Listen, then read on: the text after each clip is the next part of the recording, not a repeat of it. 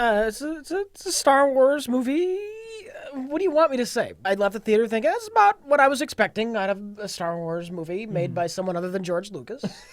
Yeah. Max Landis, friend of Red Letter Media. Yeah. I'm going to call him that because why not? Apparently is upset at Star Wars because he called Rey. He's upset at something specific. Yes. He made a, I don't know if he made a tweet or whatever it was, but he said that he thought that the character Rey was kind of a Mary Sue. Okay, And what he's upset about specifically Yeah. is that people were calling him sexist. When that's not true at all. The character is a Mary Sue. I did not know what a Mary Sue was. When I first heard that, my gut reaction was, no, she's not a Mary Sue. No. And then I thought about it. Yeah. The man has a point. Okay, explain to everyone what a Mary Sue is. A Mary Sue is a character that's just kind of perfect. Okay. I know originally it's like an author insert character. Okay. Like if I were to write a Star Trek script and send it into Paramount, and my episode of Star Trek would introduce a new character, Ensign Evans, who is just really super smart, graduated top of his class, and he's good at everything he does on the ship. And all of the previously established characters, they all just get along with him just fine and they love him. Sure. That's a Mary Sue. Okay. And so the criticism is Yes, Neil Breen Neil is a Breen- Mary Sue. Neil Breen is his own Mary Sue. That's really funny. So the criticism is that Rey, the female lead of the movie, is good at everything she does, and everybody likes her all the time. Yeah. Which is pretty much true. Yes. Now, some of that, as we were talking earlier, some of that I think is really justified. Like, for example, her being a good mechanic. That makes sense because she grew up collecting junk for a living. She collects mechanical parts. She needs to know what's good, what's valuable. She disassembles things. She works with machines a lot. That makes sense. That makes perfect sense. And the other thing that made sense to me was she knows how to fight. Yes. To me, growing up as a young child on a hostile planet, if you're going to make it to that age, you probably know how to fight. Yeah. So, like, to me, that made sense. There is one thing in the movie that makes no fucking sense. And amazingly, suddenly, she can fly the Millennium Falcon with precision and balls. Now, this is a character. Her whole character is she wants to stay on the planet because she thinks her family's going to come back for her. She's never left the planet. She's never wanted to leave the planet. Right. So when would she fly? When did she know how to fly a spaceship before? Has she ever flown any spaceship before? So that makes sense. It doesn't kill the movie for me. No, it doesn't. But if you're going to call her a Mary sense. Sue, and that's it's a point. That's a good point. Yeah. What are her character flaws? Her character flaws? Yeah. Ooh, okay. Like let's compare her to Luke. Sure. What is Luke good at, and what was Luke not good at in the original movie? I remember people saying that he was a really good pilot. I don't remember anybody ever saying that Luke was an exceptional, uber talented pilot. He could pilot. He was a pilot. Chat, I think. Now, Wait. Chat. I want the chat to confirm or deny Yeah, this. I'm chat going to say this confirm. first before we ask the chat, though. Of course. I think you're just getting confused with the bit where Obi-Wan says that his father was the best pilot that he'd Sure. seen. I mean, you could argue that Luke isn't a perfect character because he's kind of reluctant to embrace his destiny, but you could say the same about Rey. I think I gotta stay on the farm and one more season because he's reluctant to get his ass in gear and do what he wants to do. Luke's biggest flaw as a character is his naivety. Right? Okay. Which, of course, is also the thing that gives him his optimism, right? Sure. I would argue that Luke, like Rey, has no true flaw, at least comparing A New Hope to A Yes. Force Awakens. I wonder if this series of movies isn't going to suffer from what I call the Kim Possible effect. Kim Possible is it's like a James Bond, only it's a teenage girl. And she's a cheerleader, and she's super smart, and she's super athletic, and she kicks everyone's ass, and she has no flaws. Okay. She's perfect, and she does everything right and with little effort. Okay. Saves the day with little effort. Her sidekick is a bumbling teenage boy who is sometimes afraid of things. He's kind of a fuck up. He's kind of a klutz. He's kind of dumb. But ultimately, from what Kim Possible episodes I've seen, I end up rooting for him. I like him more than her because he's the underdog. He's the I can Luigi. get behind. Oh, come on, you can do good, Ron Stoppable. And I feel that way about Finn. I find myself rooting for Finn more than Rey just because he's a schmuck. when a schmuck stands up to power, like Finn did against Kylo Ren, Kylo Ren, yeah. how can you not root for that? Oh yeah. No, he was great. Like Finn's whole thing was great. I love that was the start of the movie. But do you think it's possible that Finn could steal her thunder just by virtue of her just being too perfect?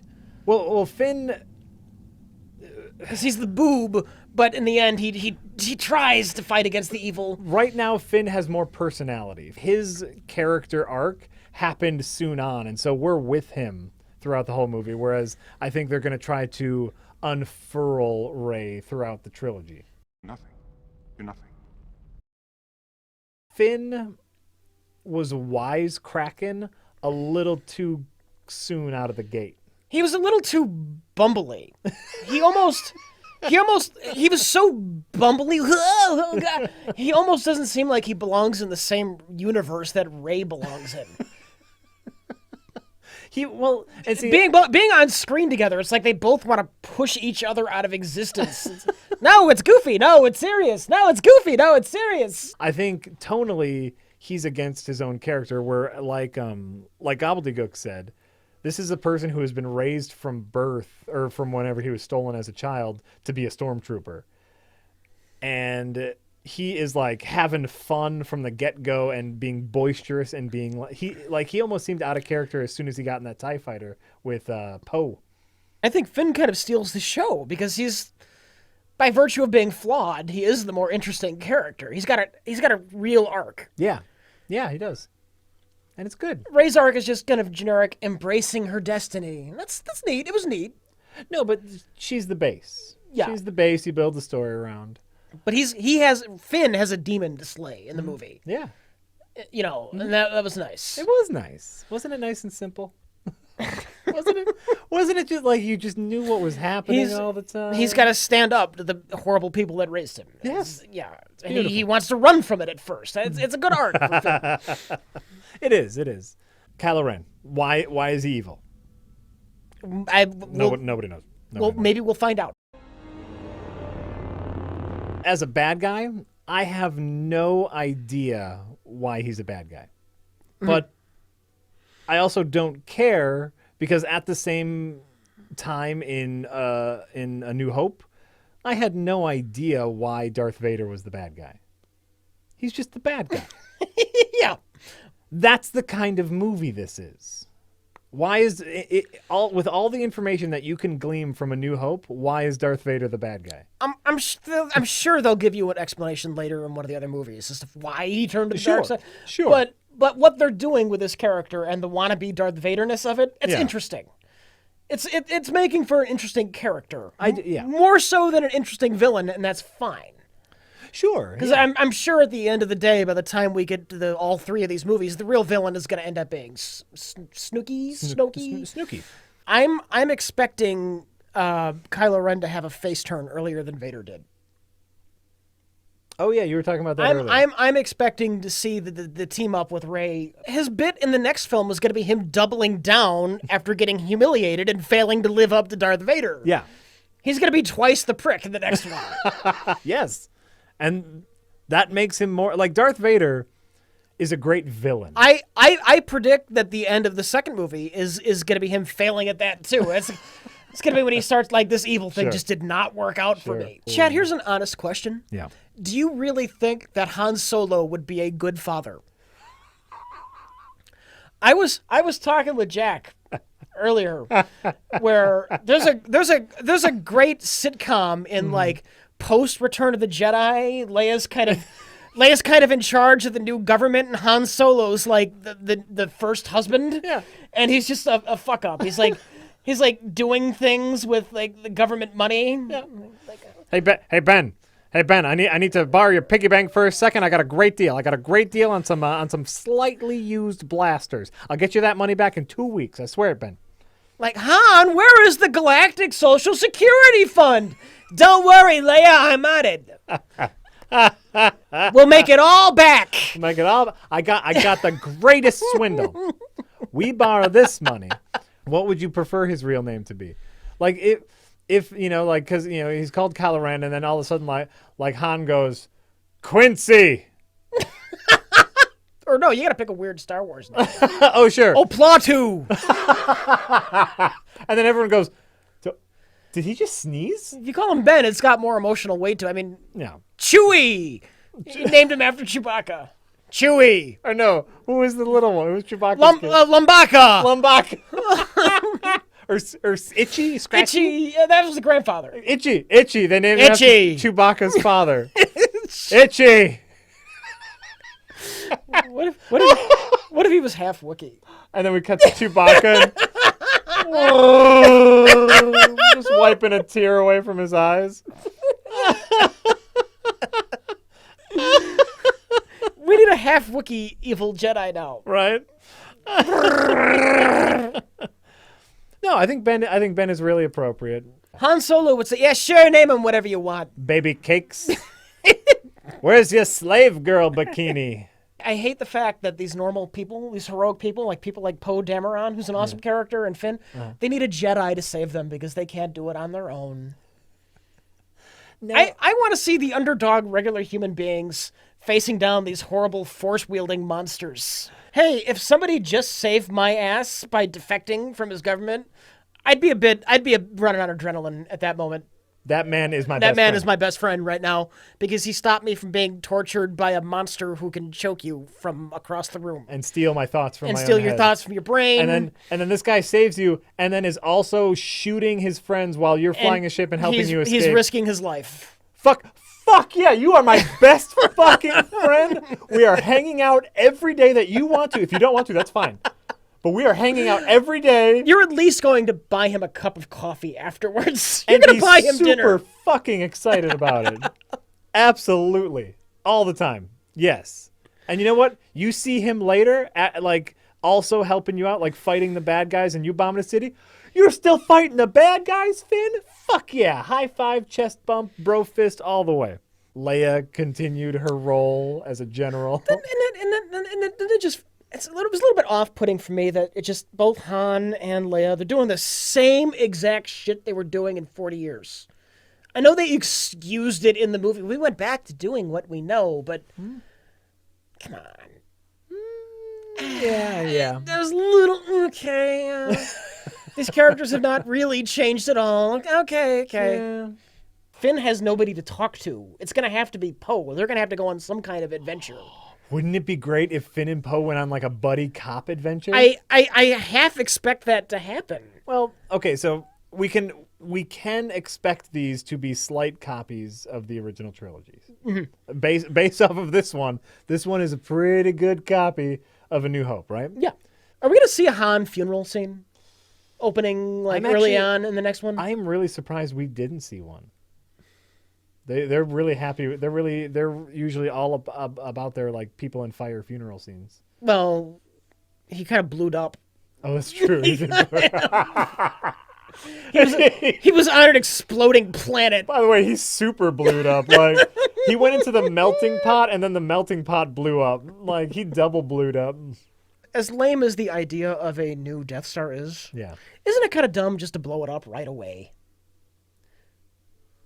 Don't you, if you're going to reintroduce this concept, don't you at least want to keep it around as a threat that's looming over the trilogy? So when they finally blow it up, it's, oh yeah. I mean, what are they going to do? Build an other Death Star for the final movie? It's even bigger. Where does the Empire plot go from here? It's Star Killer Gas Giant. Can we talk about It blows up galaxies. how lame that thing was from the very beginning? It's lame, but if you're going to have it, keep it around so there's something big to blow up in the climax of the trilogy. Oh no, they blew up 5 random planets once, right? Mm-hmm. and then we don't see it again until the final attack on it. I don't think J.J. Abrams understands how far apart planets are. No, it just doesn't. That Do doesn't matter. you remember in Star Trek 2009 doesn't matter. when they drop Spock off on the nearby planet so we could watch the destruction of Vulcan, and Vulcan's like giant in the sky? Yeah, Planets are very, very far apart. very far apart. Very far. We barely see it. We don't have any connection to its destruction, right? Like with the Death Star, Leia is looking over her home planet. Oh my God, it's her home planet. If the planet gets destroyed, that's a huge deal. Here they kill a planet. It's like, oh, we see people for 2 seconds and they die. Who cares? Who are these people? Maybe they're all rapists. I don't know. Maybe he killed rapist planet. They could have done something else. They could have done anything else. Anything else. Anything else. But if they were going to, keep it around because it's then like the new empire, the reborn, First Order. the First Order. At least there's like a running plot structure that for would be them. great. Well, and by the way, that would give them time to establish like why this thing is so awful. Also, what the fuck is the political structure? There's a republic. They mention a republic. Yeah. They blow up Coruscant or not Coruscant or Coruscant replacement or whatever the fuck it is. So there's clearly a republic government. Right. But there's also a resistance and an empire. Wait, there's a resistance? That's what they keep calling the new rebels are called the resistance, the whole movie. Are The they? resistance, yes. Oh, I think What are I they a tuned resistance that out. from? Why aren't they just the Republic Army? Wouldn't the New Order technically be the resistance at this point? It makes no sense. Does the Republic not have an army? No, and if the- they don't, are they stupid? The prequels handled it all very poorly, and it didn't make any sense in the prequels. That doesn't mean you have to avoid talking about the political structure entirely, I don't think. Enough, you need to talk enough so that I know what's going on would be nice. That doesn't explain what the resistance is or what the Republic Why is. do you need to know? Why does it matter? Because I'm confused. Because I'm confused when watching it. It's adding another cog, and I'll agree with you. It's adding another, like, the resistance isn't quite. You don't need to go into detail. You just need to give me enough to understand what the universe is like. That's all Okay. you need. That's all I need. All right. And here's the thing. It's movie logic, so I get it. Yeah. But it bugged me that everybody was super best friends by the end of the movie. Like, everyone's crying when Han Solo died. He's a scummy smuggler they just met. No. They just met Han Solo. Yeah, it's sad when he dies, but it's sad for us because we know who he is because we saw the old movies. Like Rey and Finn. Oh, that guy we just met, he's dead. Oh, we better keep moving. That would have been the honest reaction. Oh, that sucks. Let's get out of here. Yeah, I guess that's true. Yeah. Yeah. Finn, I just met you. Like, I understand why Finn's so attached to Rey. It's the first woman he's ever seen. Well, Captain Phasma. We've never seen her. They can speculate what's under there, but they don't know. That could just be, Would he still be willing to risk his life for the first woman he ever met?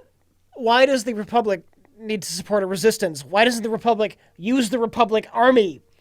Why do they need a resistance? It still doesn't make much sense to me. I think, Where's the Republic Army? I want to know where the Republic Army is. Here's the real reason why they're called the Resistance is because they were called the Rebels in the other movies. Yeah. Right? Whatever. Oh, no, I'm not saying that makes it okay. I'm just saying, like, that's what they were doing. Me and Mike weren't the only ones to say, like, almost instantly, oh no, it's going to be the girl. It's totally going to be the girl who is the Jedi. Of course. So, okay. So so it wasn't like a bait and switch. It was just obvious to anyone who thought about it. Like, everyone who thought, like, the Attack of Clones, it could be better. I'm like, well, no, because we know the characters we have now and the terrible characters. You can't do anything with that. That's what we're stuck with. We have a shit base.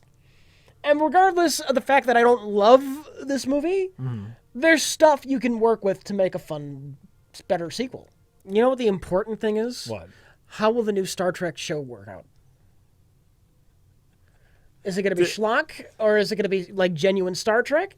People are bitching that she handled herself well in that fight. To be fair, Kylo Ren was in the scene previous shot in the stomach by yeah. a Wookiee bowcaster. And he They made a point that he was horribly injured. they showed the blood dripping from him, and really she like there were moments where I think he was trying to toy with her. He was trying to do the Darth Vader thing until her force got awakened, and then she could handle herself. It was satisfying because of the characters, and they didn't need to flip around and jump over lava pits. Everybody had a character thing going on in that fight. Everybody had a thing. For Finn, it was just standing up to the horrible regime that oppressed him his whole life. For Rey, it was embracing her destiny, and for Kylo Ren, it was dealing with his Darth Vader insecurities. The Right? woman who humiliated him. It was personal. Would I say it's better than Jedi? It's different. You can't. It's better than parts of Jedi, but parts of Jedi are also better than it. Jedi, if you could separate, like the Jabba's palace stuff is great, the throne room stuff is great. I'll take most things in the Force Awakens over like the Endor stuff. Well, and they're also like they're very different feels. The movie, like the movies can handle action a lot better on a sci-fi level now. So the action in The Force Awakens is much better, and I like action movies. The action's much better. All the flying stuff is amazing. I think Jedi is an odd movie in that parts of it work very well, and then other parts of it are just miserable failures. I think I can agree with that. But you can't really compare movies 30 years apart, I think. How do you feel about excessive coincidence? Because that's a pet peeve of mine. Like the ship they get in, oh, it's the Falcon. Just they happen to get in the Falcon. Oh, and they get in the Falcon 5 minutes later. Oh, they just happen to run into Han Solo. And they go to a planet to get the map to the rebellion. Oh, that planet just happens to have Luke's lightsaber. That stuff annoys the shit out of me. It's my personal storytelling pet peeve, and I can't fucking stand it. And Star Wars, destiny, fate, fucking lazy excuse. Wasn't it neat that they brought genuine humor and scrappiness back into Star Wars? But do you remember when R2 was flying around in his jet boots and things were slipping around in oil? Do you remember when Jar Jar slipped in the poopy? Well, the humor never left.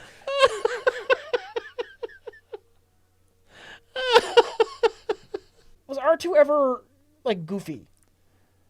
R2 always knew what to do and was brave. R2 was the brave You can one. see it as goofy because he's a little droid, but... Well, it's like he was the brave one. The goofiness was just his noises, right? His noises are goofy. I don't remember them playing R2 for comedy, like in the same way that C-3PO was the comic relief. Was R2-D2 ever blatantly comic relief? No, R2 was not blatant comic relief. I think I think much like Chewbacca or any droid where they beep and someone talks back to them, that's comedy. Yeah. That's lightheartedness, and I think that worked to R2. Like, so he had comedic moments, but no, he wasn't the comic relief. I'll be with you there.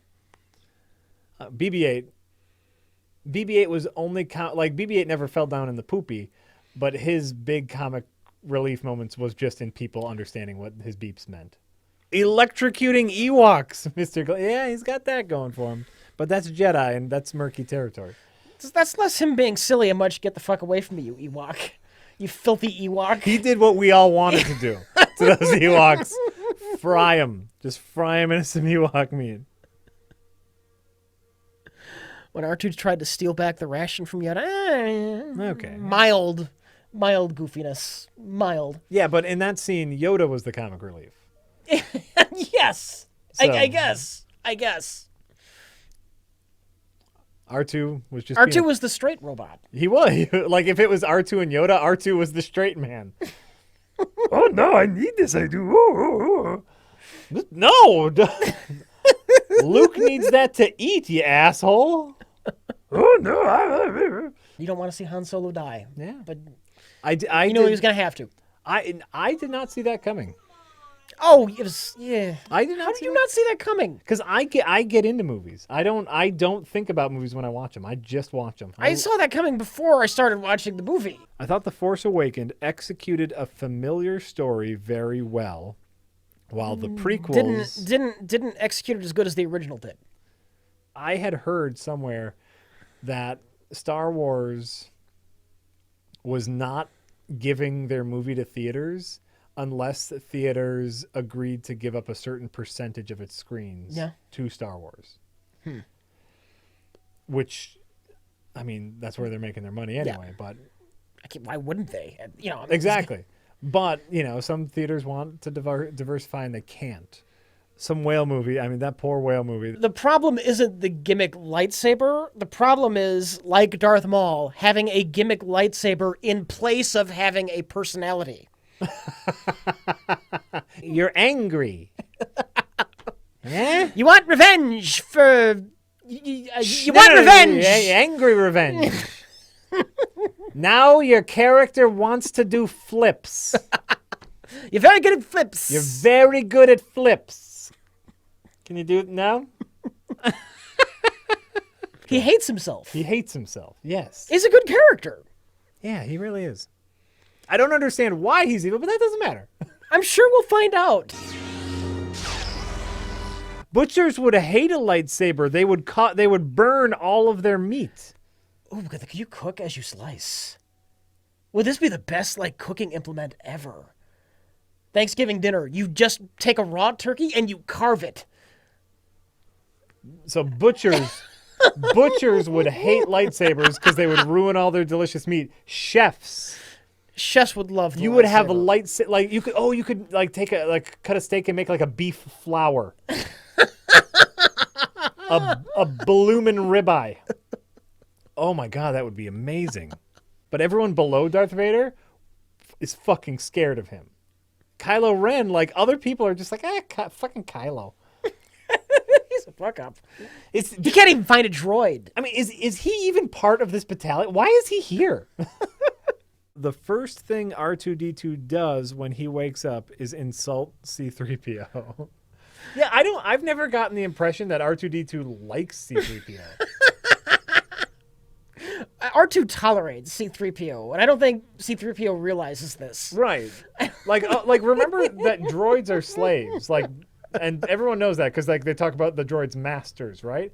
They just happen to have the same master all the time. If you don't have the Force, you're not going to want to wield one because your ass is going to get shot.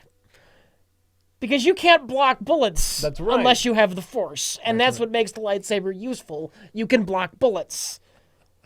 Right. So if you're worried about everybody just using a lightsaber, that's not going to happen because they'll get shot. Right. That's why people don't use samurai swords in gangs. They use gats. Why did Leia hug Rey after she got... Well, I think Rey hugged Leia. Because everybody loves Rey because she's a Mary Sue. No. That much is true. It doesn't ruin her character for me, but she is a Mary Sue. I'm going to call her 80% Mary Sue, and I'm going to say it doesn't matter that she's a Mary Sue. Do you know that my 4-year-old asked me why it was called Star Wars? He didn't see any actual war. He saw maybe battles. He saw a skirmish. There were battles, and I had to have it. I was just well, they were fighting. They were fighting like a war, and it was in space, where there are stars. And he goes, oh,